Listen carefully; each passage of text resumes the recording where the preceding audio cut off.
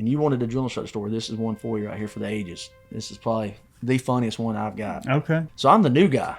Well, they would go and get boneless chicken wings and Mountain Dews, and that's what we would eat all night. We'd go out there and mess with the fire watch, the guys on guard duty, and I mean, we're yelling so much I can't speak. Saturday morning comes around, I've been up and down all night. I'm exhausted. Lights come on at 5:30 in the morning. I'm running up and down there after eating that, drinking that all night. And I go to yell and I belched a little bit, right?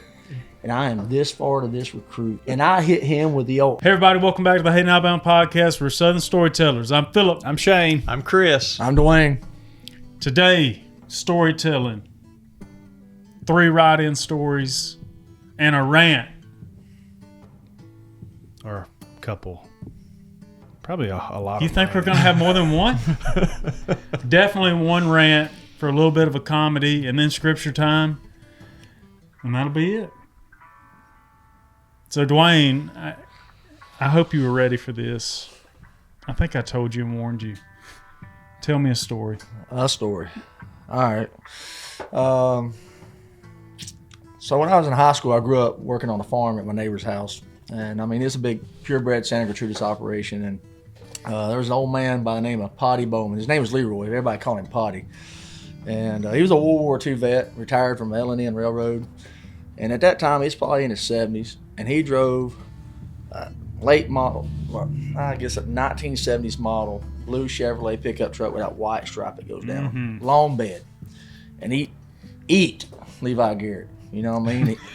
He had it running down his whole face. And that son of a gun was ugly now. Let me tell you. The sun had not done him any favors. He had old dry leather skin and he was old. But I bet that joker, when he was in his prime, stood about 6'8", because he's about 6'3" or 4 then. Husky guy. He was out there building fences. Well, I got out there and was told to go help him. And it's hot. July, boy, it's hot. Well, he told me to go back to the barn on that old John Deere Gator and make sure that fence was unplugged. So I'm like, all right. And he'd been running me hard. I didn't really care for him. I was a young punk kid, I thought I knew everything. So I get on that Gator and I go back there. And the old blue heeler dog they had there, Bo, waiting on me. If you come up that barn in a truck, a tractor, a Gator, a horse, it don't matter. If he didn't want to be there, he's going to go with you. And that dog would bark in your ear. It didn't matter what it was. He's just yapping out both sides. I mean, he would wear the paint off the back of the end of a pickup truck bed, going side to side. He's just excited. He'd go side to side. Well, he's in the back of that John Deere Gator just getting on my nerves. And I was frustrated with old Potty. So I told Bo, get out. And he's running. He's still barking and yapping. I was like, Bo, go heel. Go get him. He took off after old Potty out there. And that dog run about 100 yards up that old man. He's putting in a big old cross tie on the ground. Bit that old man on the back of his heel. Got him good now. That old man grabbed that railroad tie up out of that ground, slung at that dog, jumped in that old early 1970 model pickup truck, got his 357 out the window, driving all over trying to shoot that dog. And then when he realized he couldn't get that dog, he come after me. Not with a gun, but he was mad. He knew I'd put him up to it, you know what I mean? Yeah. Potty didn't play. Potty didn't play. He was in Burger King one day, and he didn't want mayonnaise on his Whopper or something. He got mad at that lady up there at Coleman at the Burger King there on the south side and was arguing with her. Finally, he got mad. He slung that Whopper up there on that menu on the back of it. I'm telling you, old Potty did not play. He fired one off now. Yeah, a World War II vet now. And girl, he can tell you stories about the war, about working on the railroad. He's a tough cuss now, let me tell you. He didn't cut you no slack. No, sir. But I'll tell you, one day I was real sick out there, and I just couldn't work. I was laying in his truck, and he's like, why don't you just go home? He knew. He was a good guy, you know what I mean? But he believed in making a man out of a boy, you know what I mean? Have y'all ever been bit by a blue heeler like that, though? Yeah. No. Oh, my goodness. It's like a pinch and a pull, I mean, and they hit you on the back of the leg like that. Yeah, it'll fire you up. Get your attention. It'll get your attention in a hurry. So I can imagine his reaction. Oh, yeah. Yeah. And they don't bite to attack. They bite to nip, It's a painful, quick little pinch, It's like a quick pinch. I got a blue heeler at home, and that dog would get rough with me sometimes. He'll pinch, and it'll hurt. Ooh, it hurts. I don't know how they do it. You keep it in the house? I do. He just had the pistol in his seat up there. Yeah, he carried it on that old on the dash up there, an old leather case. He grabbed that pistol. He's riding all over shooting at that dog. He was He mad. never got him. He though. never got him. Old Bo lived to be old. He lived to be old. He was a good dog. I only had one encounter with a dog, and I went up to buy some coon hunting supplies at this guy's house, and I had on a pair of Tommy Hilfiger carpenter pants, if that dates this story at all.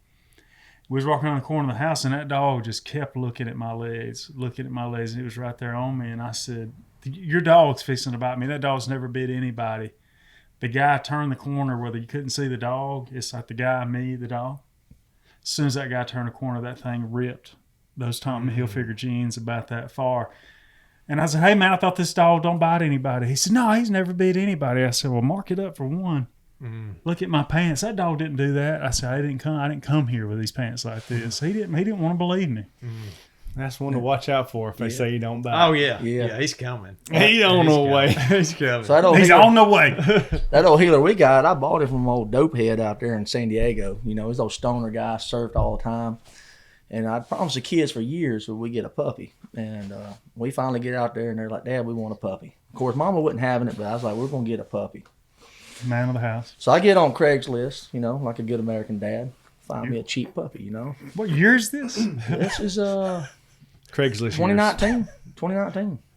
Because, you know, on Facebook Marketplace, they won't let you sell That's animals. not Craigslist years. I was thinking. Yeah, I think 2012. Yeah. No, because, you know, Facebook, they don't let you sell animals, you know what I mean? They got a ban They on it. don't?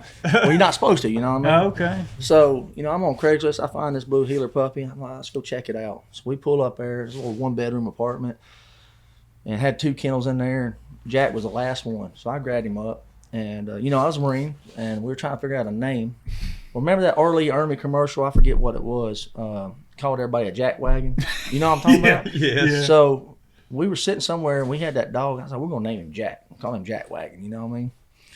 So anyways, Jack grows up. He's a good dog. I mean, he's very protective. I mean, you come up and grab on me, he's going to wear you out and let you know you ain't welcome. Well, we get back here. We're in North Carolina at the time, and we had come down to visit my mom's house. And JR is probably about 9 or 10 years old. And my brother, who's 2 years younger than me, he's out there playing football with him. Well, he grabbed JR up. They were playing tag football, but he grabbed JR up, and that dog got a hold of his blue jeans and ripped them. I mean, just got a hold of him. My brother got mad, went to his truck and got his gun. I was like, don't you shoot that dog. Don't you shoot that dog, you know? This is your brother. Yeah, my brother. Now, he was in the Army, so he's got his own little issues. You know what I mean? He'll fire one off, hell. All right. Army gets a little trigger happy. Yeah, they get a little trigger happy. All that training for nothing. But yeah, Jack, he'll get after it now. But he didn't shoot the dog. He didn't clearly. shoot the dog, no. He's still living in I the see a house. theme. I see a theme going There on. is a theme of blue healers and guns. Yeah. Jack, he gets excited. Last year, I was living out of my RV up there in North Carolina. We bought the house down here so the kids could start the school year. And against my better judgment, I let the dog come here. I needed somebody to keep me company, you know what I mean? But the kids love that dog. So, you know, homecoming or whatever comes around, they're rolling yards. My wife grew up out in the desert in Arizona, so this whole yard rolling thing is kind of new to her. Get trees. Yeah. So these boys come out there to roll the yard one night, and she told them to stop, and they didn't stop. So she's like, all right, Jack, get them. Oh. And you know where my house is up there. There's a little downhill going down towards Armstrong's house. That dog hit my front porch, jumped off the front porch into the grass, and was on that boy all the way down the street there. Biting him. Well, he didn't get him, but he was going to. They called him off. I had a bad run-in with some rollers this year, but I didn't sick my dog on them. Yeah. You wouldn't have had much luck. No. She went out there and tried to pee on their feet or It'd be something. like me Yeah. trying to sick my dog on them. Go get him. Okay. Man, blue healers. Where are we going now? You got a Chris, essay. what Chris got? What do you got? Well, when you started talking about the working on that ranch, Yeah. you know, I thought about I never worked on a ranch. Is that what made you think of? But yeah, see how that Correlated. It correlated, right? Your story makes me remember I never I worked never on a ranch. worked on a ranch. But I had permission one time to hunt on this piece of property, and it was a dairy farm. Okay, so they had I can't remember what the black and white cows Herefords. Holsteins. are. Holsteins. Oh, That's what sorry. it is. He never Holstein. worked on the farm either. That's right. What's a Hereford? Red. Red and white. I'm sorry. So the Holsteins, that's what he had mostly, but he also had a bunch of jerseys too on this dairy farm. So, you know, I'm 16 years old, and he says, hey, you can go hunt this property. And the way the property laid out had a pasture, a big mountain in between, and another pasture with a milking barn and all that stuff on the other side. He said, as long as you stay out of my pastures, you know, hunting wise, I don't want you hunting there, but you can go up in the woods. Well, that's a big block of woods. I'm good to go. He goes, but he said, I need to tell you, where you park and go in over there, there's a Jersey bull over there. And he was born with a deformity. So one of his front legs was shorter than the others, and it had a bit of it's just kind of knotty. Like a club hoof or something. Like a club hoof, yeah. And it was probably 3/4 of the length of the other legs, you know. So when he'd walk around, he'd limp pretty bad. And he said, so when that bull was little, all the other bulls and stuff kind of put him in his place, bullied him around, right? Hence the name, I guess. So they bullied him around. Well, now this sucker probably weighs 2,000 pounds, and he is a large bull, right? He said, so don't pull your truck out there in that pasture. He will destroy your truck. And he said, don't let him get close to you. He'll hurt you. I'm like, I'm 16. I don't care, right? I'm going hunting. 10 foot tall and bulletproof. Absolutely. Well, I pull up there the first time, and it's daylight, and I go walk in, and that bull is across the pasture. And when I park at the barn, he starts just bellowing. I mean, just, you know, just bellowing. And here he comes. You know, and gangster limp. He's got the gangster limp. Yes. But he's coming across the pasture pretty good. But, I mean, I see him. I know what's going on. I zip across there, right? I'm gone. Well, I come out. It's dark, so he didn't see me. I'm sneaking out. Well, I get over there again. This time I got a tree stand on my back. I got coveralls on, boots on, 9 yards, right? I'm loaded. Well, he's closer, and by the time I get all my stuff together, he's up there by the barn. I crossed that fence, and y'all, I thought he was going to kill me. I mean, he's pawing the ground, and I mean, he is like close to me, and I'm scared. I mean, like, it's a big bull. You probably got to experience stuff like this all the time. Not me, because I didn't work on the ranch. Right. So I get across the field, and I'm like, my goodness, this is pretty scary. So I decided I'm going back. This time, I carry a baseball bat with me, wooden baseball bat. Seemed like a good plan. Yeah, y'all was a bat guy. Mm-hmm. So well, I played baseball, so I was like, let's try it. So I get over there, and I mean, here he comes, same thing. He's bellowing, limping across the field, you know, coming my way, and he gets up there beside me again.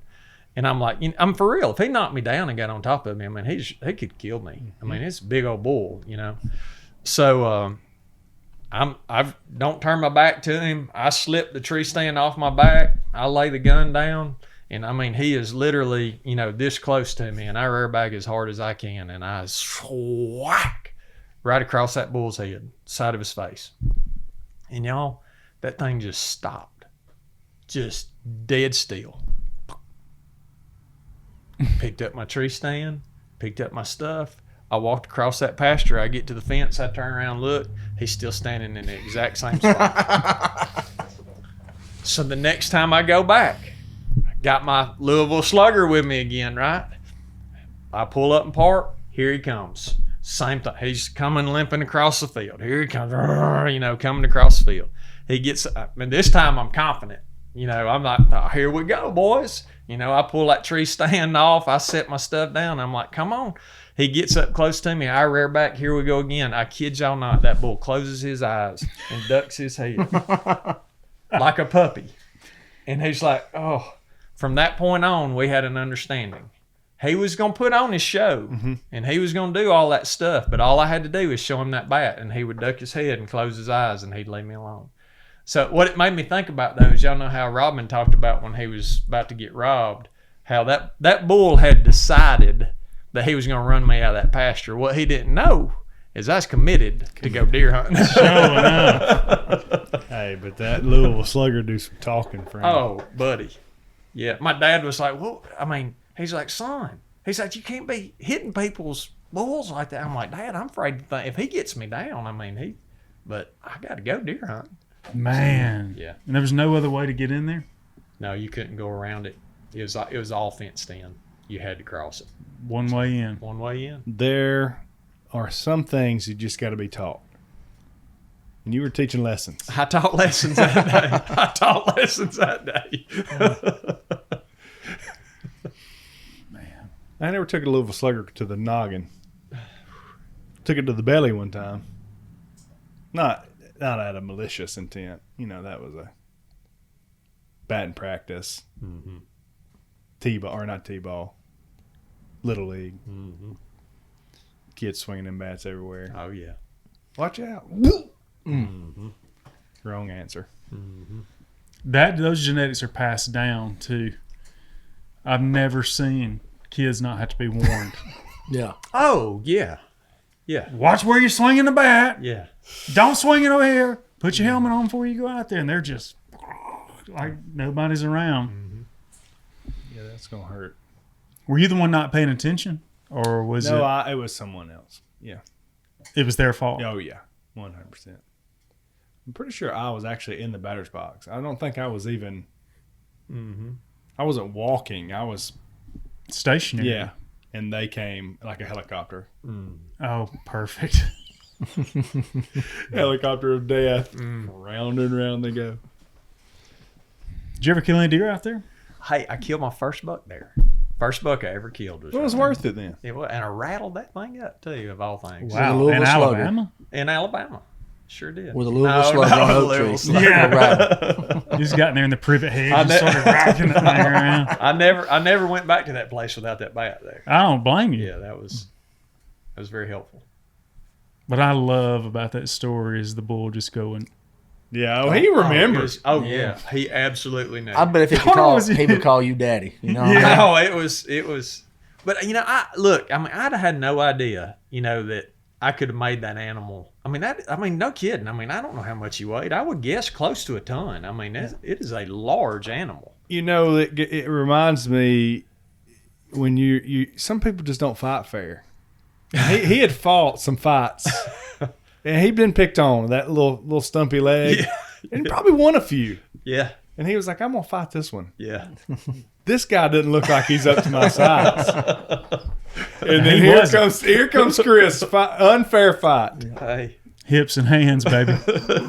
that's it. I got a little short, quick one from talking about hunting. So North Carolina, I got a buddy of mine. We basically grew up in the Marine Corps together. He's from Callisburg, Texas. So I get out to North Carolina. A year later, he shows up out there. Well, he goes and buys my blue tick coon dog. Well, got into bear hunting. Chris let me go out there with him, run around the woods. Chris runs some blue tick dogs out there bear hunting. Well, fast forward a couple years later, I'm in San Diego, stationed out there. He's in North Carolina. But I was going back and forth every month because half of my unit was in North Carolina. And I happened to be out there during bear season. I ain't got no guns or nothing, but I go out there, ride around the truck, have a good time. Well, my nephew, Chris's boy, they call me Uncle, my kids call him Uncle Chris.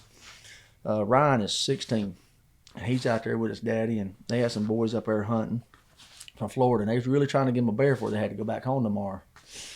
Well, they finally get a bear treed up, and they go in there, and we hear bear down. Well, we're going to go in there and help them catch them dogs. There's about 16 head of dogs in there, and you got to get them dogs caught quick. So me and Chris come around. It was cold, too, but it's about as cold as it is now. Swamp water up over your knees, and I'm like, I don't want to get wet, really, So we go around out of the way, come in the backside. Well, we're looking up, we see a bear. I'm like, man, I think that bear got stuck in a tree or something, We keep going on in there. We get to a bunch of this think privet hedge, right? I forget what they call them trees, but it's just a bunch of shrubbery. We see an old bear tunnel going up under that stuff. We're going to crawl in there to him on our hands and knees. And we're thinking the bear is already dead, right? So we get to going. Chris is about 10 yards in that bear tunnel, and I'm right behind him, and Ryan's behind me. He's like, oh, no, bear, get back, get back. There's a bear coming right down that trail. There's more than one bear been up in that tree. And we're getting back, and we come out, and Ryan, I grabbed him because I got his little 30-30 that he had, put him behind me and pushed him up against an oak tree, and Chris is right there. When that bear come out, Chris split with that bear and shot him point blank. Ooh. Yes, sir. That bear hunting is exciting stuff now. It gets sporty in them woods. So you were real close. Oh yeah. For me to you, that bear coming running out at us. You know what you needed? A little bit slow. I'll take the 30-30. Yeah. Yeah. If a little slugger can tame a big It's old, worth a try. hey, them Jersey bulls can get a little wild. I bet it might tame him for just a second anyway. Give me a second. Yeah. How big of a black bear was it? I mean, I guess it was black bear. Yeah, black bear. That bear was probably maybe 300 pounds. Good enough for me. Yeah. That boy now, they was out there running them dogs during the summer. You can't hunt, but you can go run your dogs out there. Yeah. And they treat a bear, and when they treat that bear, they'll gather dogs off and they'll try to get that bear to run off. You can take a stick and beat on that tree, and that bear will come down. They don't like it. I guess the vibrations or something. Run that bear out the tree and it'll take off. You got your dogs leashed up, let that bear go, take them back out of the woods, put them in the truck.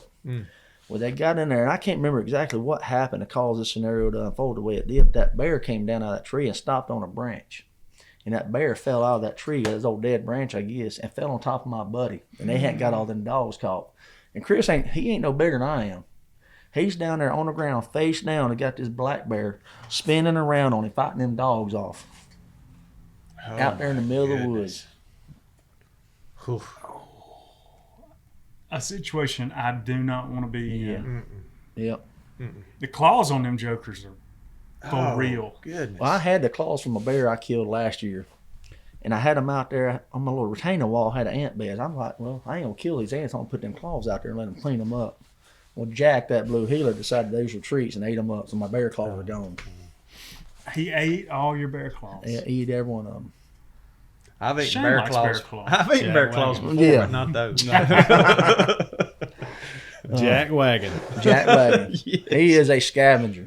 He is a scavenger. I didn't see an old dog eat no nasty, rotten. Bear claw. Just chewing. Yeah, I don't know what it is. It's like a treat for him, you know? Oh, Yeah. yeah. I mean, you go to PetSmart, you'll see where they got them hog feed in there and all Yeah. that, you know? Yeah. Yeah. There's something in there I forget that's good for them. Calcium or what that, serotonin or something like that. Oh, yeah. Sounds good. I was thinking more along the lines of like blackberry juice or something. Yeah. Something the honey that the bear had been digging in. Ain't that what they eat? Pooh bear. Pooh bear. You're not Winnie? If you're thinking about selling your timber, I know a guy. When Andrew Loflin called me, I quickly realized that his main concerns were standing by people's side and helping them avoid regret when making a once-in-a-lifetime decision. Andrew is a small-town Alabama guy, family man, and second-generation forester. Loflin Forest Management specializes in timber sales, management plans, reforestation, and all things private land management. Do not let that log skidder near your property before you give Andrew a call at 334-804-7490. A dozen years ago or so, my job actually got me traveling more, flying around the country. And I know with you doing what you've done, you've probably flown all over the world, Yes, right? But so I'm not real keen on flying. It's not my favorite thing to do. And on this particular flight, I'm coming back to Birmingham, Alabama from Charlotte, North Carolina. You know, most time you get on a commercial flight, I don't know what you call the little thing that you walk on that's covered to get on the plane. The Sky Bridge. The Sky Bridge. Yeah. You know, I mean, that's typical, right? Well, used to, this plane was so small, there was no Sky Bridge. You walked out of the terminal and you walked across the runway and got on the plane, right? So it's not a big plane. It's small. And, of course, me being long-legged, I'm always going to be in the back up against the window is where I end up. So on this flight, that's where I'm at. I'm in the back row up against the window. The lady who's sitting beside me is a nice lady from Oxford, Alabama. I don't remember her name. I just remember she is from Oxford. Very talkative, very friendly. I mean, just a really good conversation on our way back to Birmingham. Well, as we're making the approach into Birmingham to land, I mean, we're talking landing gear down. You can see the ground. It's at night. And as we're coming in, there's a storm front coming into Birmingham. like tornadic system coming in. So all of a sudden we make a hard bank and the pilot gets on the afterburners and we're banking away from Birmingham now. Everybody's like, what's going on? You know, what we're fixing to land. What's happening? Well, the little guy who was the flight attendant, he gets on the intercom there and he's pretty excited. And he's like, we're sorry, but we're going to have to turn away. If we'd have tried to land this plane, we'd have probably ended up on CNN. I was like, who? I don't know that that's the right protocol words to say, right? Mm-mm. A few moments later, after we get, back, I guess, to a normal altitude, somebody comes out of the cockpit there, a pilot or a co-pilot, somebody comes out and says, hey, folks, we're sorry. That storm was hitting at the exact same time we were supposed to land. It would have not been safe for all of you guys for us to land the plane. We're going to fly to Chattanooga and refuel. That'll give time for the storm to move, and we'll come back around the backside of it. We're going to get you to Birmingham. It's just going to be probably a couple hours later than you anticipated. Okay, good. Well, this lady, she's automatically, hey, we land this plane in Chattanooga. I'm getting off this plane, and I'm driving back to Oxford. That ain't that far. And I'm like, that ain't a half bad idea. She's like, I'll drive you to Oxford. You can ride with me to Oxford. Well, I've got a buddy on the plane with me too. So we're talking, and it's like, maybe we ride back to Oxford with her, right? So she's got the flight attendant back, and there's some TSA rules where they'll escort you off the plane, but your luggage or something has to stay, has to go to the destination. She's like, I don't care. I'm getting off this plane. Well, all this is going on, and typically on a flight, I typically don't go to the boys' room on a flight. Mm-hmm. I mean, I try to save that for the airports, right? I mean, because these, an airplane bathroom is like a porta potty in the air, right? And on this plane, for small people, it's little. It's little. Now, I'm in the back of the plane up against the window. The bathroom door is right there. And it's right there on the other side of this nice lady from Oxford, Alabama. Well, my mind and body, right, I had prepared to go to the boys' room when we landed in Birmingham. Well, now I know it's going to be a couple hours before we're in Birmingham, so I'm like, hey, you're going to have to excuse me. I'm going to have to go to the restroom.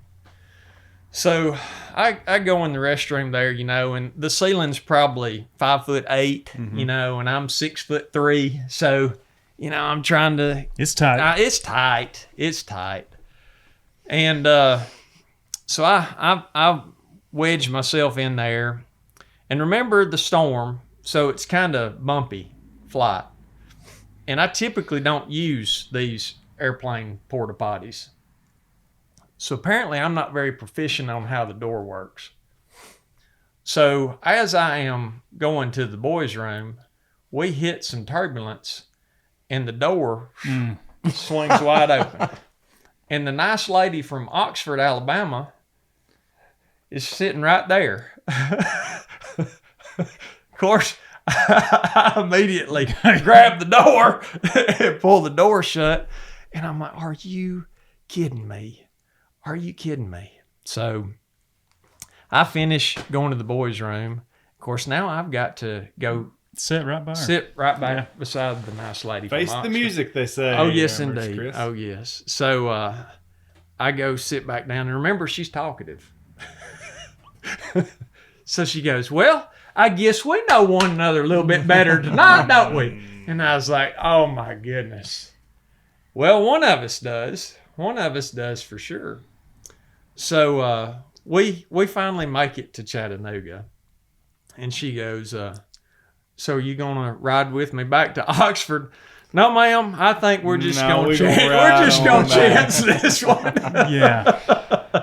Yeah. Change your plans, buddy. Yeah. So my recommendation during this holiday season, if you're traveling around and you need to fly on a plane, it doesn't take very long to double check that door. Make sure you get that thing latched good. That's always it's worth your time. It's worth a double check there. Yeah.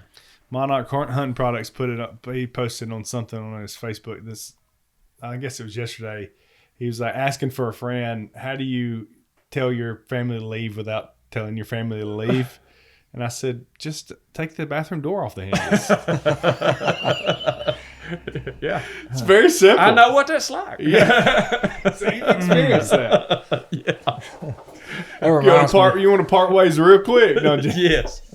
Yes. So yeah, I did do a lot of traveling in the Marine Corps, and this one trip, I'd been on a deployment over in Europe, and we were doing some work, and I was coming home, and I told my wife, I'm like, hey, I want to come home. I'd missed Christmas, missed both the kids' birthdays. She had sold the house and moved into a rental house while I was gone, and we had a really good church family out there that came in. The men did a lot of the heavy lifting for her, but she was working a full-time job at the post office, and I was like, hey, I'm gonna come home, and this is, I want to say it was March. I think it was March this time of year. And this whole trip coming home had been a disaster. I flew out of Frankfurt, Germany, and there's like 3 layers of security I got to go through. Well, I had this little backpack. Looked like a European backpack, people would take around Europe backpacking. And I'm wearing some khaki pants and a little pullover sweater. I don't even look military like, I'm just kind of doing my thing, just trying to get home. And I'm standing there in line. I told this lady, I was like, hey, you hold my spot. I'm going to go over and get me a Coca-Cola. I need me something to spit my Copenhagen in on them flights, And I've learned that over the years. Covert. Get you a Coca-Cola bottle because they can't tell what it is, And so I come get back in line. I hadn't been in line about 2 minutes. They come pull me out, take me back there behind these little cubicles. They want to check my bag. And this is the last layer of security I got to get through to get on my plane. I'm like, all right, I go over there, and they start taking the tabs and swiping my bag, and I realize it ain't going good. That thing starts turning colors. That same bag is the one I would travel with when I was on work trips over on that deployment, and I'd carry some ammo or something like that in it, So it started pinging with all this residual residue. And they like, hey, go sit over there. And that whole time I'm like, man, I cannot get caught up in this. This is just a big misunderstanding. So they come back in there, and these Germans, they got subcompact machine guns on me when they come back around the corner. So now I start having to tell them, like, hey, I'm in the U.S. military. I'm over here, on a deployment doing some training here. And finally got through that ordeal, right? I'm like, good night. Get on the airplane, and I'm flying into Charlotte, and then there's a little airport right there in the town where the base is, Albert Ellis. I was going to fly into Albert Ellis. I was supposed to be at home 3:30, 4 o'clock in the afternoon. She's going to pick me up. Kids don't know I'm coming in. So we get to Charlotte. I call her, like, hey, I'm in Charlotte. I'm going to grab me a bite to eat, and then we're going to get on the plane. I'll be home. You good to pick me up? Yep. So we get up in the air, and it's only, Birmingham to Atlanta flight, right? Go up, go down. Well, we get up, and they get ready to go down. They come over the intercom, and there's a lady sitting right next to me, small plane. I hadn't talked to her the whole time. From Oxford, Alabama? She was, I think where she, yeah. We're about to start landing. They come over and like, hey, we're going to have to reroute to Raleigh-Durham for an emergency landing. The landing gear won't come down, right? And, there's people on the plane they're losing their minds. You hear emergency landing on an airplane, you just don't take that well. And this lady, I kid you not, she looked over to me. She's like, hey, I'm epileptic. You know what to do if I go into epileptic shock? I'm like, yeah, I didn't really, to be honest with you, but I just want to give her some reassurance, Yeah. Yeah. Well, we land, and they eventually got the landing gear to come down. So we landed in Raleigh-Durham. Well, by this time, I should have already landed at Albert Ellis Airport. So as soon as we land, I call my wife, and she is hot, boy. She is hot. She thinks I'm trying to sneak in on her. And I'm trying to convince this woman that no, emergency landing in Raleigh-Durham. I'm 2.5 hours away from home. Like, I don't know when I'm coming home. And she's furious. She's like, stop messing around. She thinks I'm trying to sneak in on her, surprise her. I'm like, no, I'm not. So we go back and forth. And finally, she starts understanding that I ain't pulling one of Dwayne's stunts, And I'm telling her the whole story. I tell her about the lady here next to me that's epileptic. And she's like, is she okay? I'm like, yeah. I was like, I don't know. She ain't had no episode yet. She didn't. And I'm like, man, I don't want to be up here in Raleigh-Durham. I'm ready to get home. I've been away from my wife and kids for 7 months. My wife is like, well, why don't you just rent a car and come home? I'm like, I'm thinking about it. I'll put that on my government card and get reimbursed. Ain't no loss to me, She's like, well, you should ask that lady if she wants to ride with you. Now, if I left out that lady was in town coming into Jacksonville, North Carolina to see her first grandbaby had just been born. Her son was a Marine. I'm like, I am not going up to this lady and asking her if she wants to get in the car with me and drive 2.5, 3 hours to see her grandbaby. It ain't happening. My wife convinces me it's the right thing to do. So I went up to this lady. I was kind of, it's 2020, whatever year is this, 2016, 2017? No, it was 2018. It was 2018. And the world's kind of weird, Like, I wouldn't want my wife getting in a car with somebody. Yeah. But my wife convinced me to do this. So I was like, ma'am, I got my wife on speakerphone right here. She wants me to ask you if you're okay. I'm going to rent a car. You're more than welcome to ride back to Jacksonville, North Carolina with me. She's like, yeah, I'll pay for it. I'm like, no. I was like, I'm traveling on government orders. Like, the government's going to pay for me. You just be a passenger or whatever, So it's done. She agrees. We get our luggage. I go rent a car. We get on the road, and I'm out of Copenhagen. Oh. So now I'm like, man. Now you about to have a seizure. Yeah. Yeah. I mean, I'm addicted to that stuff. I ain't going to lie. So I tell this lady, I don't know her from Adam. And I'm like, ma'am, I need to stop at this gas station. I need to get me some Copenhagen. She's like, what's that? I was like, I need to get me some smokeless tobacco. I'm a dipper. She's like, okay. Well, you don't mind if I get me a beer, do you? And I'm like, huh? She's like, well, help calm me down after that, that experience. I said, well, you ain't driving. I don't care. She tied it into her epilepsy, Yeah, it's medical. Medical alcohol. A little bit for my cataract. Uh-huh. Yeah. So we pull off. I get my Copenhagen. She gets her Coors Light or whatever it was. And we get on I-40 and we're headed south. And I'm like, man, if I got to stay on I-40 all the way to Wilmington and then shoot from Wilmington up to Jacksonville, we ain't going to get home before the sunrise, I'm afraid. So I'm thinking, how do I tell this lady I know these back roads to get home? When I say back roads, I'm talking about you won't see a house for miles. There's just trees over the road. It's dark, swamps on each side, stuff you see in a movie. So I tell her, I was like, ma'am, we got 2 Koas here. I was like, we can drive all the way to Wilmington on this interstate, and we'll shoot up 17 going into Jacksonville. We'll get there before the sun rises. It's a little bit longer. I was like, or we can cut across these back roads right here, and I'll get you there sooner. Are you good with that? She's like, yeah, okay. Now, I told her there's some dark roads back there. So we pull off the interstate, and we get on them back roads, and we're going. And we get to that part where I know it's just triple canopy over the highway. Ain't nothing but swamp. No, you can't even see street lights through the trees. It's so dark out there. And I could see her getting a little bit iffy. Mm-hmm. I make the right decision. So we drive. Finally, I get home. I pulled up to her house, her son's house, probably about 1 in the morning. He's out there. I'm like, I brought your mama home. Dropped him off on the left. Yeah, that was my airplane story right there. But yeah, she got in a vehicle with a stranger and rode 3 hours to go see her grandbaby. Did she? But what about that beer? She drank that beer. I know, but did y'all have to stop? No, I didn't stop. No, I wasn't about to stop. She's gonna have to do what Chris does. She's gonna have to wait till she gets to the airport bathroom. Man, yeah, that's strong, brother. yeah. I wonder how they got that landing gear down.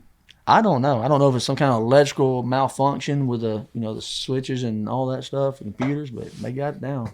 Those Marines were ready to go, though. They were excited. They wanted skid. They wanted the whole thing. They wanted the excitement. Everybody else on the plane scared. No. Yeah. Now you got a story about your grandmother that I want to hear. Yeah. And a pizza guy. But you mentioned that you were a drill instructor. I was.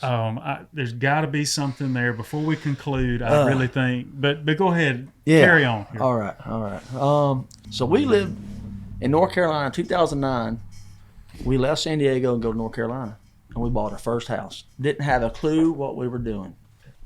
Big mistake. I could talk for days about that. We didn't know what we didn't know. Oh, yeah.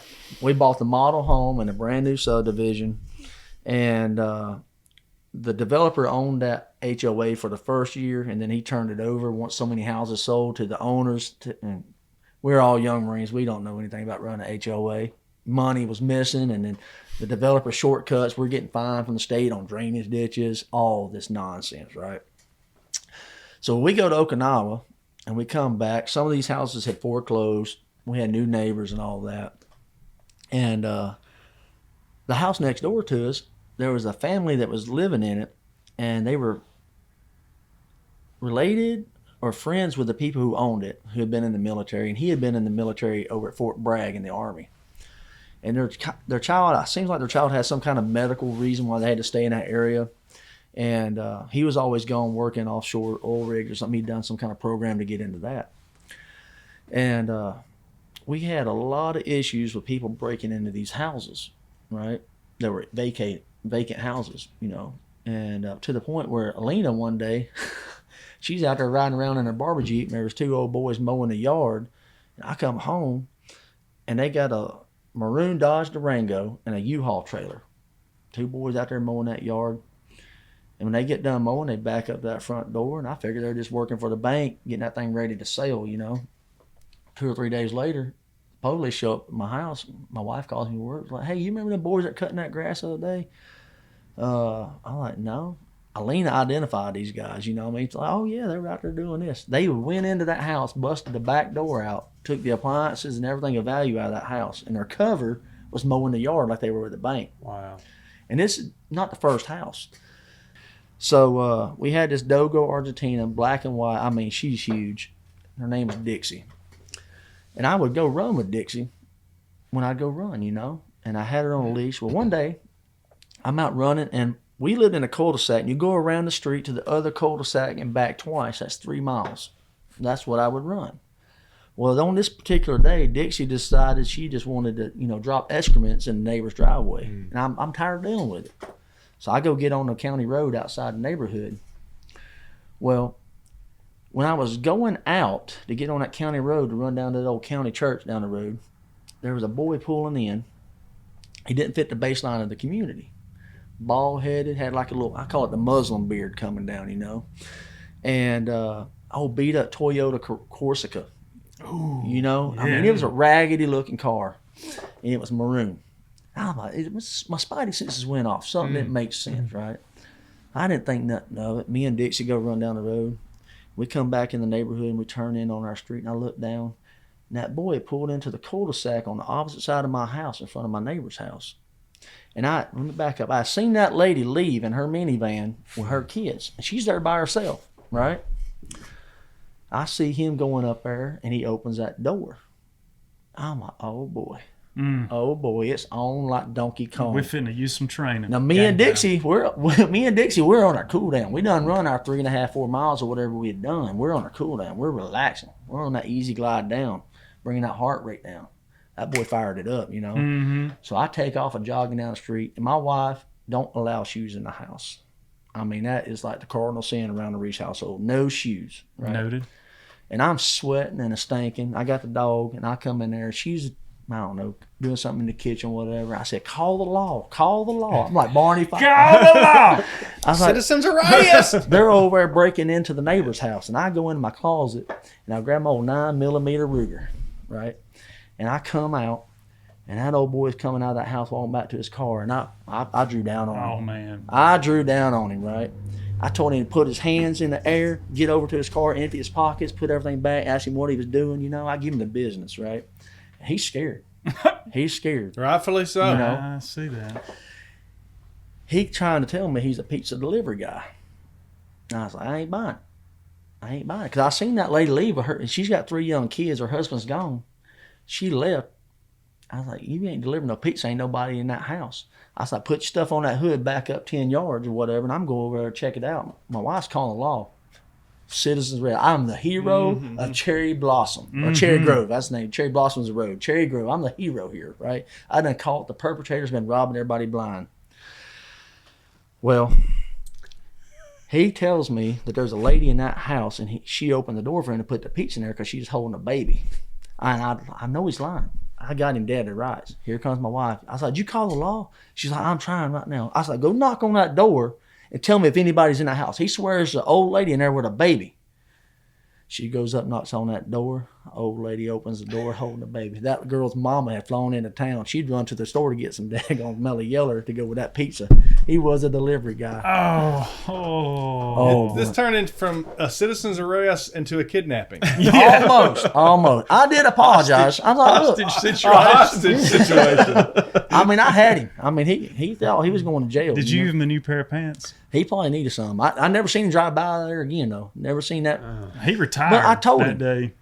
I'm like, look, you don't fit the baseline. Everybody in here is active duty military. you definitely don't look like you're active duty anything. And 2, you ain't got no pizza markings on your car. You know, Yeah, even no brand. even the mom and pop things will have something you put on your hood or a little magnet thing you put on your door. You know what I mean? So yeah, but I wasn't gonna have it. I was on to them. You know what I mean? I was taking things under my charge. That's right. I think you did a fine job. And yeah, I It's mean, a felony, but Yeah, it was a felony. He did not fit the baseline. he did not. No doubt. No, he did not fit the baseline. All right. The Muslim beard got me on that one. I think that was what was, Last Yeah, I did something very similar one time. uh-oh. You held somebody hostage as well? I did. Do you have a felony account on yours? I should. But my neighbor, catty corner to me, was in the Homewood Police Department and was on the SWAT team. And they'd send them off for training and all that good stuff that I'm sure you are very familiar with, you know. So they send these guys off for training. And he comes over and tells me, he's like, hey, I'm going to be gone for the next 3 or 4 nights. He's like, just, you know, Keep an eye out. wife and kids are going to be Yeah. home by themselves. Don't you hate when they put that pressure on you though? So I'm like, okay. Well, I'm laying in there in bed one night. Well, I hear something outside. Well, I get up and look across the little cul-de-sac there, and there is a S10 pickup truck. Was it purple? It wasn't. It was. Just I'm wondering. sorry. I'm asking for a sorry. friend. I'm sorry, Robin. It wasn't purple. But he's back down. There's 2 garage doors, walk-through door in between the 2 garage doors in the basement, right? S10 is back down that driveway. The light is on above the walk-through door. Walk-through door is open. And it's 11:30 at night. 11:30 at night. Guy walks out of the garage door with a handful of stuff and sets it in the back of the S10, turns around and goes back in the garage. Well, I'm gonna be the hero too, right? So I tell Joy, hey, call the law. Call the law. Call the law. Citizens arrest. So I take off downstairs, and I have my weapon of choice, and I What was it? is shotgun. Oh, I thought this was Not a Louisville Slugger. It was a good guess. It was a good guess. So I got a shotgun. I timed it. I'm standing in my garage basement watching him, and I'm like timing it. So he goes back into the garage. So I hit the garage door. Oh no. I pull out my truck, and as fast as I can, I pull my truck over there, and I pull right in bumper to bumper with that S10 so he can't get out. I open my door, and I lay the gun across the top of the door, and I'm waiting on him to come out of the garage. And sure enough, here he comes with another handful of stuff, sets it in the back of the truck, and he looks up, and there stands me with the There's gun. Barney. And I 12 said, gauge and I barrel said, loaded. just stop right there, buddy. That's hang on good right there. enough. That's good enough. Well, he starts coming around the truck. Oh, no. He starts coming, and I'm like, you need to stop. You need to stop right now. Just hang on. And he's like, listen, the lady's name, her name was Melissa. Look, buddy, Melissa is my sister. I work second shift, and we're having a yard sale tomorrow, and I'm here to pick up stuff for the yard sale. He's like, call her. She's upstairs right now.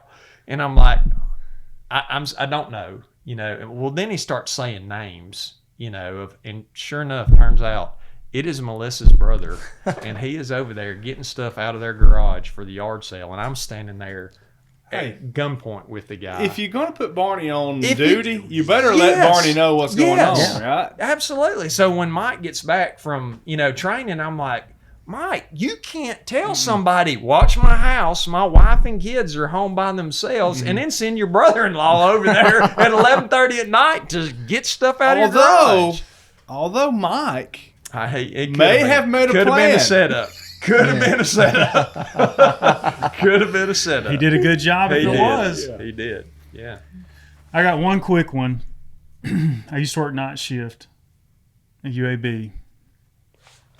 Well, when you work night shift, you sleep during the daytime. And I always kept my Benelli 12 gauge right there behind the bedroom door. Well, in the middle of the day, 1 o'clock, somebody's boom, boom, boom, boom, boom, beating on my front door. And I don't know if that's a tactic of somebody breaking in or not. But I just go to the front door with that Benelli, and I've got it through the scatter glass oval front door window. you can see through that, but you got to look. And I just got it right there trying to Wake up. get my composure or whatever. And about that time, the lady looks around and looks in. And what she sees on the other side is a 6-foot Caucasian dude in his underwear with a 12-gauge Manelli drew down on that face. Her eyes just grow. And she backs up a step, backs up another step. If she goes one more step, she's down the steps. Like she's going to fall down my front steps. And she turns around and, you know, the little Jehovah's Witness. She didn't come back, did she? I don't think that our salvation was important enough for her to come back to that residence. No. But that was, you don't know. When you blow up on somebody's house, you don't know what you're going to get. Cheat code. That's what that is. Yeah. If you want them to go away, Yeah. just answer the door with a 12 gauge, and Yeah. they're probably going to find somewhere else. It would have been a surprise if that would have not been. I don't know of anything that I want to talk to someone bad enough about that if they meet me at the door with a 12 gauge that I'm going to continue the conversation. I mean, unless like they have my child or something with already in there. But It's got to be extreme case. Yeah. We're talking about extreme case. Tell me about your grandmother and that ride. I can't stand it no All more. right. So when I was young, my grandparents, my mama and papa, they would, go to North Carolina up to Cherokee, take their camper up there, and they would stay right there in this little, seems like it was called the Smoky Mountains Campground. And it was right there on the Original. Jellystone. right there on the little creek right there. It separated the reservation from, I guess, the rest of North Carolina, however you want to say it. You go around the bridge, you go through there, you're on the Cherokee Indian Reservation. Well, they would go up there, and during the summer, we would go, usually during spring break and summer. Now, my grandma is probably all of 5'4". She's a short lady, and I'm 43, and she's 81, right? So at this time, she was probably my age, at this point in time, because I was probably 8, 9, 10 years old. We're up there, and we went over to Maggie Valley. And back then, up at the top of the mountain in Maggie Valley was a theme park called Ghost Town in the Sky. You take the trolley up there and everything. It's, they got all the Smoky Mountain stuff going on, right? They got the little sideshows, little arcade games. Rob, you take all your money. They got all the carnival food, all of it, right? And the Indian artifacts that are manufactured overseas and brought here to sell. All of it. They got it all. Well, they also had this thing called the Sea Dragon. And the Sea Dragon is like a pirate boat or a Viking boat, and on each end it's got a dragon. Well, that joker would rock out over that cliff. I had to ride it. I just thought it looked cool. I didn't know what I was getting into myself. I was young. But I had to have an adult to ride it with me. So my mom, loving me like she does, she's like, I'll get on there with you. So we get Mama on this thing, and I'm young. I don't know what I've gotten myself into. That boat starts a-rocking. And it starts a-rocking. And it keeps a-rocking. And my mama has vertigo real bad. I mean, she gets it, she is down for a week, right? The Sea Dragon is going to accelerate. Oh, yeah. Exponentially. And think about it. We're over Maggie Valley. We got to drive back to the other side of Cherokee. That's probably a 2.5 hour drive through them windy mountain roads. Well, we get on that Sea Dragon, and I'm telling you, when that thing rocks up, you're looking at down at the bottom of that mountain. It goes out over it, right? And it made her sick as a dog. I mean, it made her sick. I was scared. I closed my eyes. I couldn't take it, I mean, at that point in time, that's probably the scariest I ever been, So we get off that thing, and I could tell she was messed up. At the end of the day, the end of the trip, we had to get back on those little, what they call them, things that go down? Gondola? Yeah. Is that what it's called? I just made that up. Skylift? I just made that up. Skylift. What's a gondola? The gondola's a little wagon with a horse in the... No. I don't. No, that's the boat. That's the Gondola's boat. the boat. Yeah. In The boat. Italy. I have a story Probably about wasn't a that. gondola I then. have a Not a Probably gondola. wasn't a gondola. I have a story about a gondola.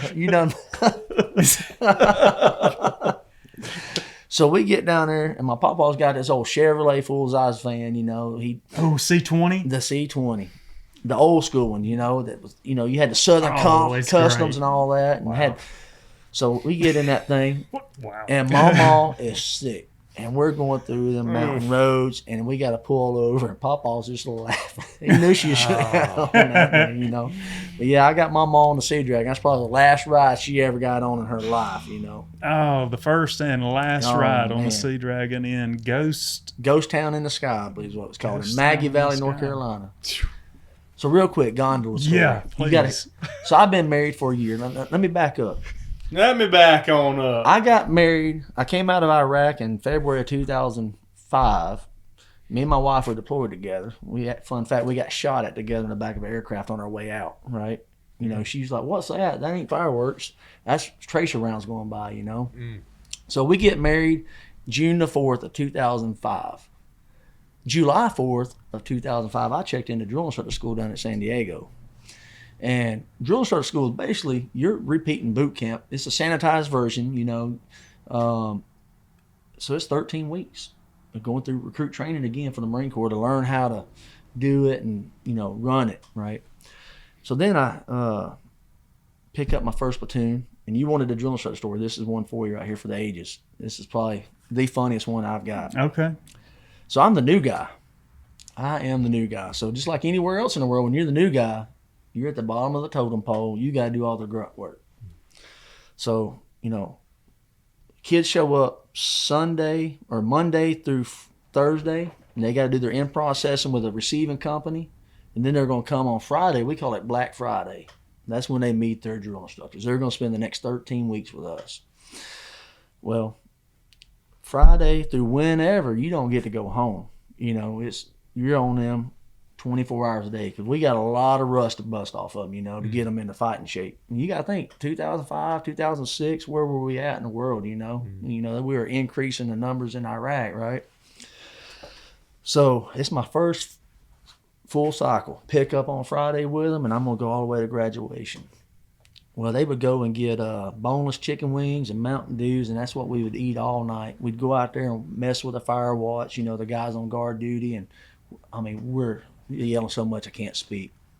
Saturday morning comes around, I've been up and down all night, eating on that Buffalo Wild Wings, those boneless chicken wings, drinking Mountain Dews, spitting Copenhagen, you know, the whole 9 yards. I'm exhausted. Lights come on at 5:30 in the morning. I'm running up and down there after eating that, drinking that all night. And I go to yell, and I belched a little bit, right? And I am this far to this recruit. And I hit him with the old orange sun kiss, boy. Oh, Got him. no. Got him. No. And I mean, I'm 220 pounds now. I was 140 pounds in, right? And I hit him with that sun kiss, boy. Yes. And it shocked me. Imagine how it shocked him. He just got thrown up on by his drill instructor, right? And I didn't say nothing. I just kept going, and I kind of played it off. Kept going. And I go in there. That didn't happen. This is normal. So I go in there and tell the senior drill instructor, we're an all-sergeant team, right? We're all sergeants, right? And I go in there and tell the senior drill instructor, like, hey, boss, like, I just threw up on one of your kids.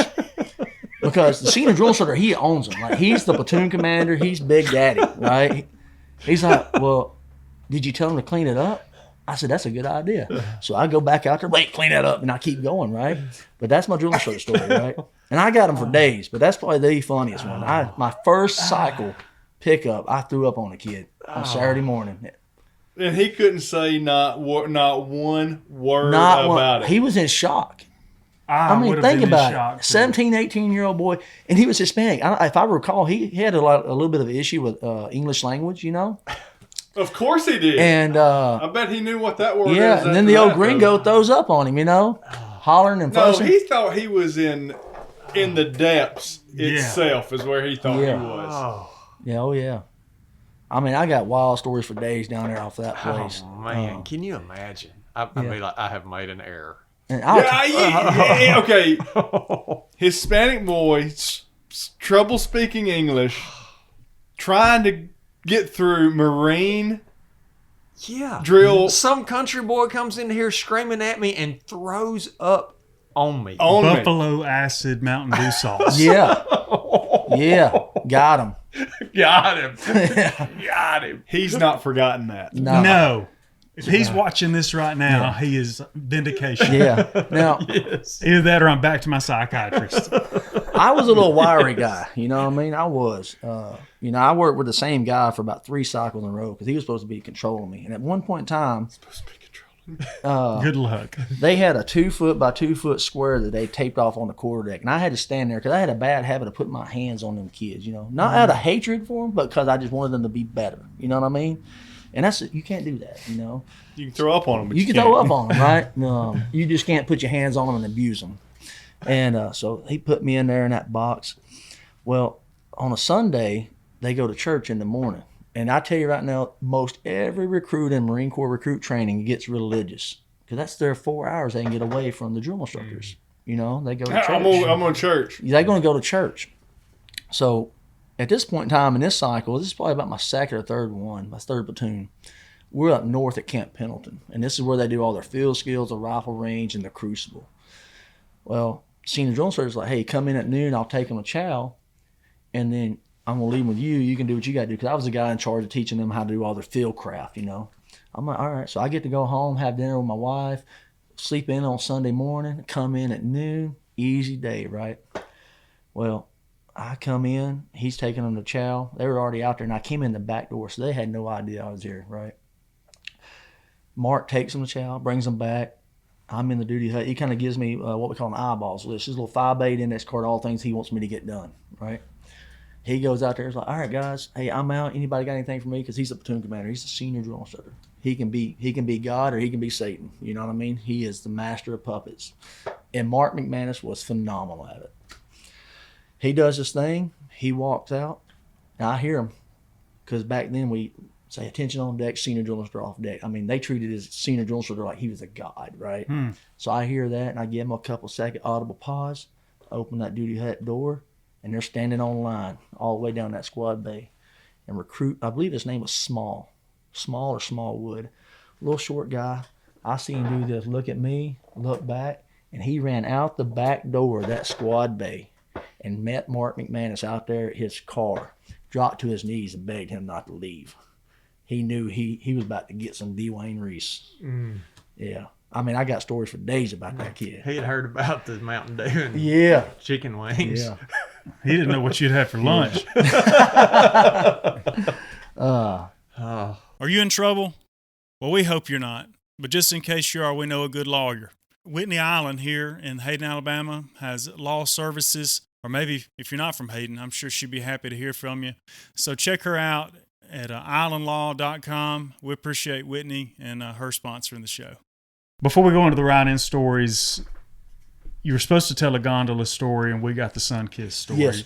Let's go back to the gondola. So that same platoon, my anniversary fell in, right? So, I don't know what I'm going to do it's my first anniversary, been married for a year. And the better part of that year I spent away from my wife. Even though she lived 6 miles down the road, I didn't live there. I lived there on the recruit depot because I was trying to make a name and be successful as a drill instructor. So my boss is like, well, hey, why don't you go get her some chocolate-covered strawberries and some bottle of wine, and there's a gondola ride down here in San Diego, in Coronado. You can go down there and rent a gondola for like $150 to take you out on the bay and all that. Maybe it's my second anniversary because we had our daughter, Haley. Yeah, it had been our second anniversary. I don't know. I know it was our anniversary, and we had a baby, and she was breastfeeding. So I'm all stressed out and trying to figure out how to get chocolate-covered strawberries and buy a bottle of wine and book this gondola ride. And I really didn't know what a gondola was at the time. Yeah, you thought it was a horse-drawn carriage. Right now, I kind of hope that's a rickshaw. That's a rickshaw, ain't it? Rickshaw's So I booked this, and now I go get us a bottle of Boone's Farm. My wife has no idea what I got planned. It's a big surprise for her. I get a bottle of Boone's Farm wine, real fancy stuff, you know what I mean? Wow. And I was. You are from Hansville. And I'm so good, I got strawberry wine with chocolate-covered strawberries, That's how good I am. Planning.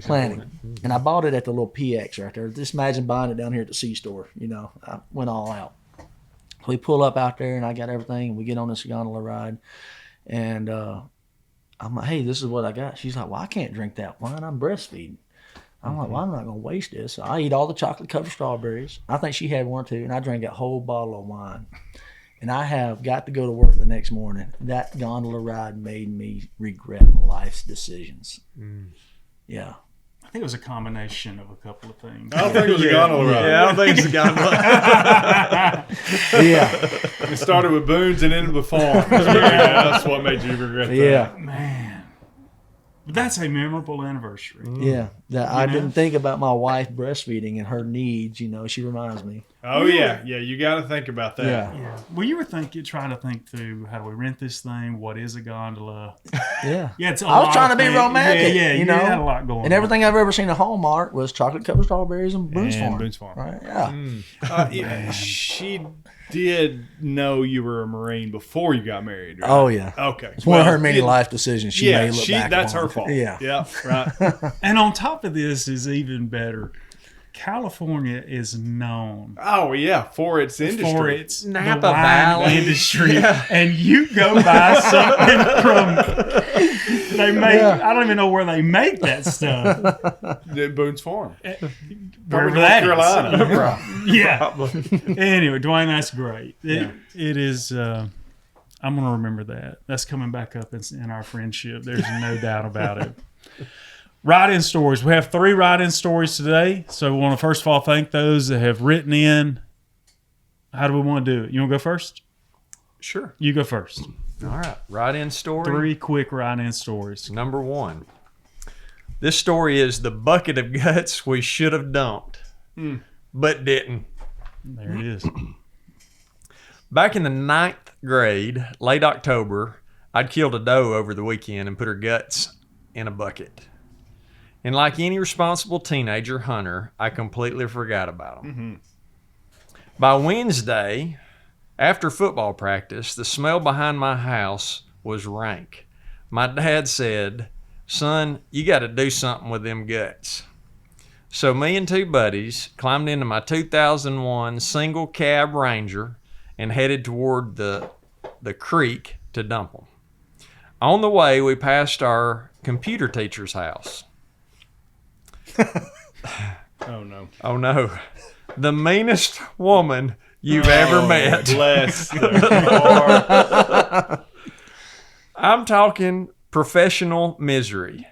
And that's when their 14-year-old, when 3 14-year-old brains had one brilliant idea. Let's dump the guts in her yard. So we turn around. One buddy climbs in the truck bed with the bucket. I open that little sliding back window so we can talk. We're creeping past her house real slow when I see her on the porch opening the door, staring dead at us. My soul left my body. I yell, "No, no!" My buddy pops up in the bed and yells, "Go, go, go!" And before I can stop him, he throws the entire bucket, guts and all, straight into her yard. I floored it so hard I nearly slung him out of the truck. The next day, we had her class. She stands up and tells everyone, "Somebody threw deer guts in my yard, but they left a perfectly good bucket." We sat there stone-faced, trying not to laugh or confess. And to this day, she still has no idea who it was. They got away with Got it. away with it. Wow. I did not see that story go in that direction. Yeah. 100% believe it's true. Oh yeah. Yeah, I could see my dumb 16-year-old self having an idea like that. No. Go. That is. Yeah. Robin said. It happens. Yeah, it does happen. That is not okay, this is the advice. Teaching point. This is free, everybody. This is free. From now on, let's say the word to advance is not going to be go. Because it sounds way too similar to no. What's it going to be? Advance. How about that? Could you find a word with more syllables in it? Shane, you want to go next? You want me to go? I got you. Not Your Timing, But My Timing is the name of the story. My name's Cameron Logan from Florida, and this is the story of the moment God spoke to me more clearly than he ever had before.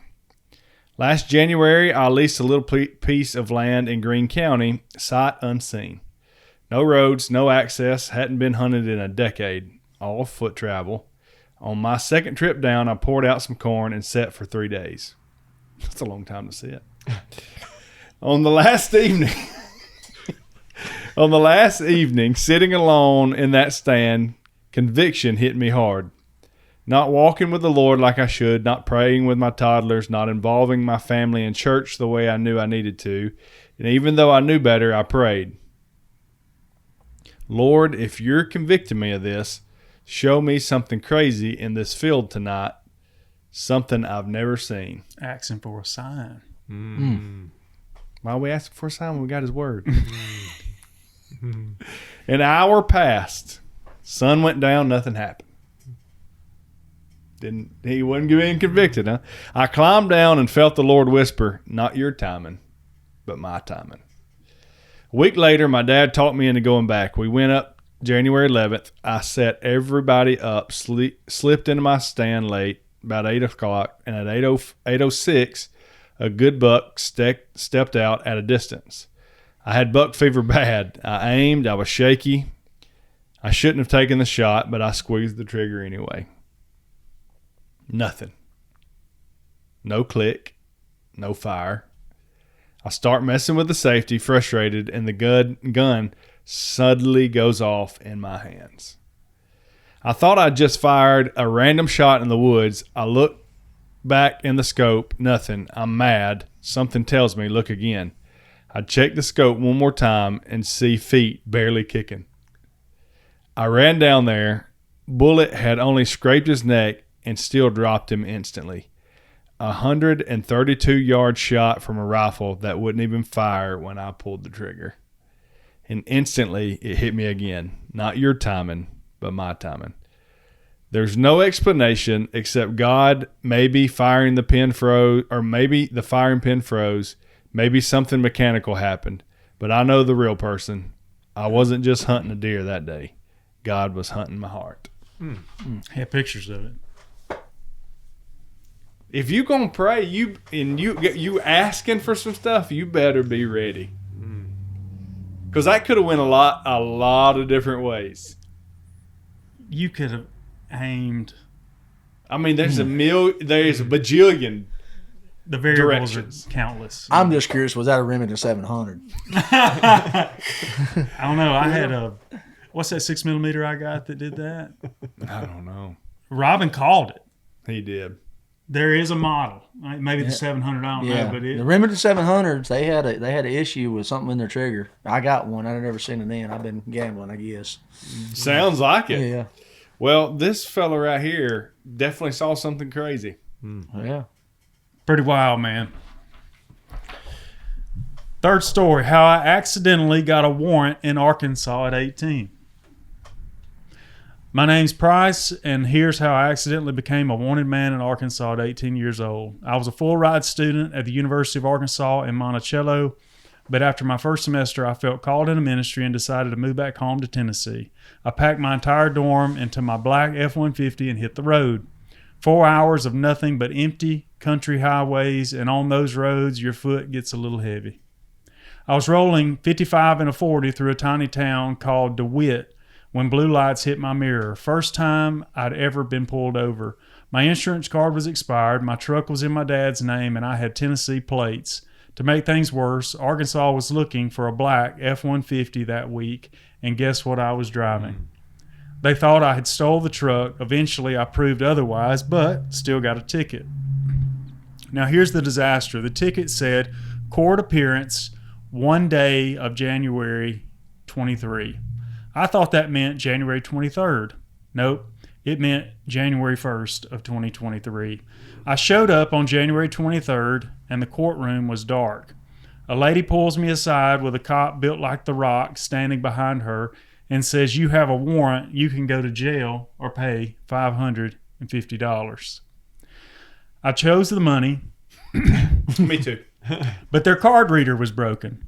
I'm 3 hours from home and need $550 cash before they close, or I go to jail. I panic. I hit every bank, every gas station in town, and finally a kind lady sends me to Piggly Wiggly ATM and lets me withdraw enough money. I sprint back and pay it with minutes to spare. The drive home was dead silence, just prayer and trauma. And yes, my friends still call me Grandpa because I drive so slow. And yes, the misdemeanor still shows up on every background check. Golly. Moral of the story, what should have been a $120 ticket turned into a $550 warrant, and I do not speed anymore, ever. Also included in that, I had to shorten it down a little bit for time. He's a 4.0 student, never made a B in his life, full scholarship. He's the Poster child. for never doing anything wrong. Not in Arkansas. Bad not time. in DeWitt, Arkansas. Yeah, not in DeWitt, Arkansas. Yeah. No. Yeah, that's true. But the Piggly Wiggly came through for him. Has the Piggly Wiggly ever let you down? Never.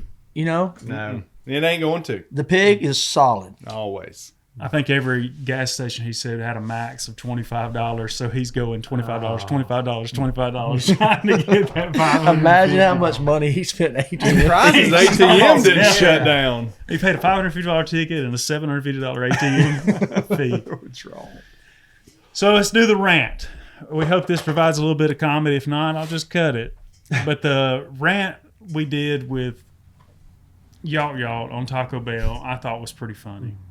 And we're going to try to pick the topic today. And the topic is college football coach salaries. What is going on? Millions and millions of dollars, which I'm not saying what anybody should make in any. I'll start. I'm not saying what anybody's salary should be for anything. I guess it's whatever somebody's willing to pay you. Mm-hmm. But to then be compensated after you're fired blows my mind. It's amazing to me, amazing. And listen, I mean, this week we're at the end of college football right now, regular season, and a lot of coaching changes happen right now. Mm-hmm. And these folks are getting fired from their jobs and taking home millions and millions of dollars To go to the house. What kind of? How do I sign up for a deal That's like what I'm that? wondering. Yeah. It's not what, this is an obvious case of not what you know, but who you know. Because Apparently. I can go. You mean I can go 4-6, 3-7, and I can still walk away a millionaire? I'm in.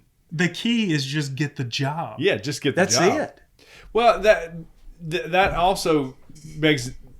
How can any athletic director think that this is good for the college to have a clause that if you're horrible, let's just call a spade a spade. The Auburn football coach Hugh Freeze has not cared for the past 2 years whether he's fired or not. Didn't appear to. Didn't appear to. He did not care. He's golfing. He's missing spring training. Like, He had a cheeseburger named after him at Jack's. did not care whether or not he was fired or not. You know why? He's going to get paid. I got a safety net. Incentive goes a long way in life. Yeah. And I just don't think they have it. I don't think there's an incentive. I think it should be literally, if you're fired, just like everybody else, like tomorrow, if you get fired, That's it. do you get $1 That's million? it. We're done. We're done. Yeah, it's gone. What other jobs are out there that you can? I don't know of any.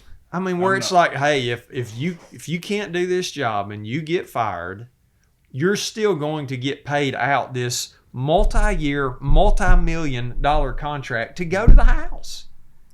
I'm certain I could go 3-7 as a college football coach. With his Yeah, players. with I his tell you players. what, I'd like to give it a shot. You ain't even got to recruit. I'd like to give it a shot. I've never coached in my life, and I'm certain I could go 3-7 at Auburn University or 4-6. And listen, it wouldn't. I don't remember what did they have to pay Freeze out. Do y'all have any idea? I don't know. It's I a can't bunch. look at it. I'll That's do, where I'm at. I'll do it for half that. Yeah. But to your point, though, right, is like, what is the business models these universities are using where they can pay a guy coming in and a guy going out. Yeah. I don't know. You know? I want to see one do it without a head coach. Try that. I'd be willing to. Don't even hire a coach next year. Just have some offensive coordinators, defensive coordinators, and just see how it goes. Just see how it goes. You'd be better off than signing somebody else to a $30 million or $10 million or $1 million. You're better off. Your money ahead. Yeah. You're going to be the talk of the country. Everybody's going to be looking. And I think Auburn has done better. With Durkin, is that his name? I don't know. Yeah. Yeah. Just don't have one. Yeah. Yeah. I mean, Or here's another idea. Or just rotate them out. Like we're gonna try you out. We're gonna have one a week. Probationary clause. Yeah. You have a good week. You got a good week. You get another You week. might get one more week. We'll see how this goes. I mean, even if, to your point, even if I've seen something recently on Facebook about It's got to be true. high school football coach salaries in the state of Alabama. I mean, there are football coaches making big money in the state of Alabama to coach high school football. Well, now I would think I could get behind that a little bit more with high school football, where as much as there are some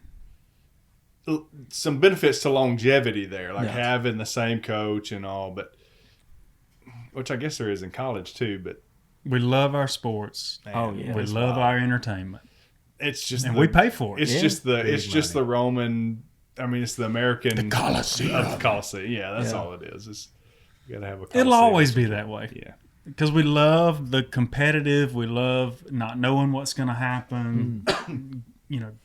Throwing an allegiance on one side. And I think we're all guilty in one way I or mean, another. just think if you were in Lane Kiffin's shoes and they told you $13 million for 7 years. Is it $13 million per year for 7 years? Yeah, that's the way I understood it. Where did he decide that's to go? $91 million. LSU. Go Tigers. And think about the Tigers there. They've gone through 4 coaches in very recent years. See, Les Miles, Ogeron, who was the guy they just got rid of? Kelly. And then before that was Nick Saban, right? I liked Ogeron. Yeah. I like kind of like Les Miles. He was a Mad Hatter over there on the sideline. Yeah. You never knew what he was going to do. Never knew. But every one of those coaches are getting paid multi-million They're still dollars. drawing a check. Yeah. I mean, Maybe that's why Belichick came down here to the college. Maybe. I don't know. I tell you what, I was proud of old Ogeron. They told him he was I gone, was for him. but he was like, okay. right. I mean, he was the only one that was. Dagger. Yeah. Go Dagger. He was the only one. Listen, y'all, that's funny about Ogeron. My friends tell me if I ever try to voice text you, it looks like Ed Ogeron. Oh, talks. does it? Yeah. But he was the only one that was really honest about it, though, right? He's like, okay, Yeah. so what? Yeah, I need to be good, so they told me, go Dagger. I'm pretty sure he's happy about it. I don't know what. Yeah. Yes. But I was for him as LSU coach, though. I mean, that's that voice and that personality as LSU's head football coach. Is he an LSU? He's a Louisiana guy. I isn't he? think so. Yeah. I mean, he's got to be. I don't know where else that comes from. Yeah, gotta be. That's definitely not Oklahoma or anywhere. I think he's from Oregon. Well, that was fun. I don't know. Y'all can let us know if you like the rant. It turned in. I feel like I'm a sports host now. Sports host. But it was fun. Let's do something we're a little more familiar with. Maybe we're not Something good we're sports probably better commentators, but we can talk about the Word of God. Matthew 7, 21 through 23. Church was quiet this morning. I don't know if y'all felt that. And I'm going to say this. I'm not going to name drop, but we have I consider him to be a friend, faithful watcher of the show, who says I need to let more people know that they could find sermons on YouTube as well. Blunt Springs Baptist Church. We have a YouTube page. So if you're not a churchgoer, but you do want to hear some sermons, would welcome you to find us. Blunt Springs, Blount. Most people pronounce that Blount, but it's Blunt. Blunt Springs Baptist Church. Matthew 7, 21 through 23. This is Jesus speaking. Not everyone who calls out to me, Lord, Lord, will enter the kingdom of heaven. Only those who actually do the will of my Father in heaven will enter. On judgment day, many will say to me, Lord, Lord, we prophesied in your name and cast out demons in your name and performed many miracles in your name. But I will reply, I never knew you. Get away from me, you who break God's laws. That's a sobering text. Jesus is saying, this is obviously Judgment Day, when people, they'll act like they know it. Oh, Jesus, well, Lord, Lord. So that's kind of familiar. That's not an atheist. That's somebody who is familiar with the name Jesus. Lord, Lord, cries out to him. And then the second, he says, Lord, Lord, we prophesied, we preached, we proclaimed in your names. Lord, Lord, we cast out demons in your names. Lord, Lord, we perform miracles in your name. And he says, I never knew you to those people. So there's more. If that's what Jesus is saying, there's got to be more to this. And he says the person who he knows is the one who does the will of his Father. Well, what's the will of God? That you believe in his Son that he sent. That's what the Bible tells us. If you believe in him, and this could be easily turned, we have to be careful. This isn't a works-based sermon. Jesus is not saying, well, you got to do so many works. He says you got to do the will of my Father. And the will of the Father is for you to believe and confess Jesus Christ is Lord, to have the fruit of the Spirit. The Spirit comes and dwells inside of you once you believe, and so that's going to produce fruit. And then to follow him, to follow Jesus, to live out his commands, not out of works to earn anything, because you love him and you want to follow him and be like him, have a relationship with him. So what this is, and another thing that I think is interesting, because I hope this is going to be helpful to somebody out there, Jesus' response to those people is, I never knew you. I never knew you doesn't mean I was familiar with you at one time. We used to be friends, but we're not anymore. It's I never knew you. And here's where I would just challenge somebody listening today. If you don't have a moment in your life where you were faced with Jesus, who he is, and were faced with your sinfulness, your disbelief in him, and you changed that. You said, no, I believe in Jesus. I believe that you are Lord. Please forgive me of my sins and be my Lord and Savior and help me follow you. Then you are still in the I never knew you. You have to have that moment of starting a relationship with Jesus Christ. And if you can't recall that, I would encourage you to have that right now in prayer and with your heart and mind with Jesus.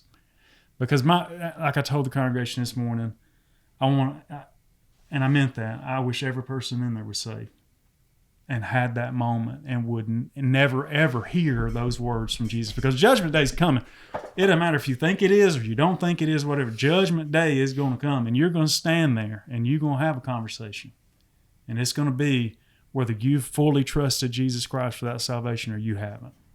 And you could do that today. Any thoughts, Dwayne? You look mad at me. No. You looked mad at me this morning when I was preaching. I'm just kidding about that. But you got anything? You or Chris? Shane? No. Wow. You covered I think for somebody who's not sure, what a scary, terrifying verse or two to hear. Depart from me, I never knew you. But you don't have to be scared of that. You don't have. It doesn't have to be the scary verse. It can be the Jubilee, baby. Absolutely. I'm never going to hear that. Don't let that be a scary verse to you. Yeah. And if you are scared, maybe that's the Holy Spirit letting you know. Just letting you know you're right now. That's what you would hear. Yeah. If you were called to judgment right now, that's what you'd hear. But it doesn't have to. What we want you to hear today is not fear, not brimstone, but there's hope. Amen. You can crawl out right now, and that can be something you can worry about a lot of things in this life, but that can be one of them you can put off the list. Mm-hmm. Yeah, I mean, to me, this morning you were talking about that. I mean, I think Christ is not asking for perfection; He's asking for commitment. Yes, and there's no perfect Christian, right? Mm-mm. We're all fallible human beings. We all falter, and all you have to do is ask and believe, right? And then, work and build your faith, right? With the help of the Holy Spirit. And he's Yeah, going to give you the Holy Spirit to help you with that. Yeah. Yeah. You don't do it alone. Yeah. And I'm thankful that you guys made us where we did not have to have a podcast alone this afternoon. You gave us some great stories. I'm glad to be here. Me too. The sun-kissed, man. Oh, man, it's so good. One of the most awkward moments in this shadio is that. It is just so good. But, guys, I appreciate you. And the write-in stories. I think we gave thanks, but let's give it one more time. Thank you for taking the time to write in. We appreciate you sharing your life with us and allowing us to share your life with other people. But that's going to do it tonight of the Hayden Alabama Podcast. I'm Philip. I'm Shane. I'm Chris. I'm Dwayne. We'll see you guys next week.